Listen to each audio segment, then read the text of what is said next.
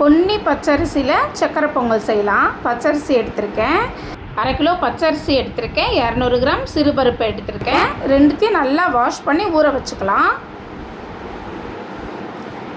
அவ்வளோ நல்லா கொதிச்சிருக்கு. நம்ம ஊற வச்ச அரிசியும் பருப்பையும் அதில் சேர்த்துக்கலாம். சக்கரை பொங்கலுக்கு ஒரு சிட்டிக்கை உப்பு போட்டு கிளறி விட்டுக்கலாம். இது நல்லா வேகட்டும்.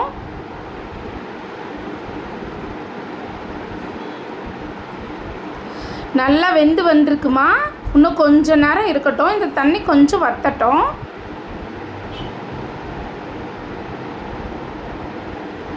இப்போ கரெக்டாக தான் இருக்குமா, வெல்லம் சேர்த்துக்கலாம். நான் வெல்லத்தை நல்லா பொடி பண்ணி வச்சுருக்கேன், அதை நல்லா சேர்த்து கொஞ்சம் கொஞ்சமாக நல்லா கிளறி விட்டுக்கலாம்.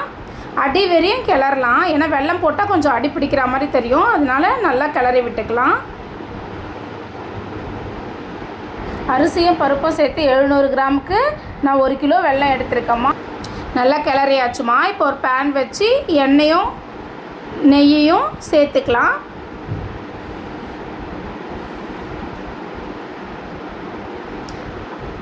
இதில் முந்திரி பருப்பை நம்ம வறுத்துக்கலாம்.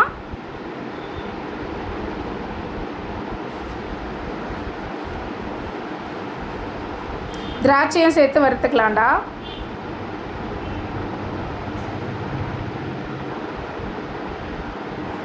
நல்லா செவக்கிற அளவுக்கு வறுத்துக்கலாம்.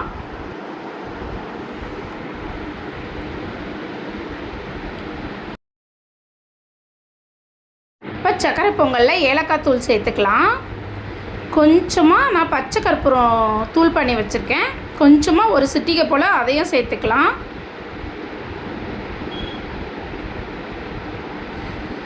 இப்போ இதை நல்லா கிளறி விட்டுக்கலாம்.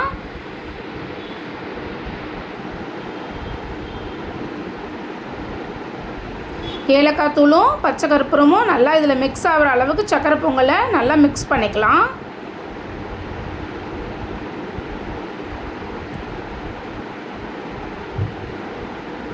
நல்லா மிக்ஸ் பண்ணியாச்சுரா. இப்போ வறுத்து வச்சுருக்க முந்திரி திராட்சையை இதில் சேர்த்துக்கலாம்.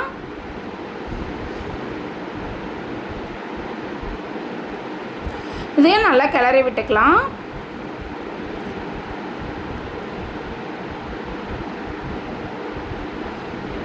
நல்லா அடிவரையும் நெய்யும் முந்திரி பருப்பு எல்லாம் போகிற மாதிரி நல்லா கிளறி விட்டுக்கலாம்.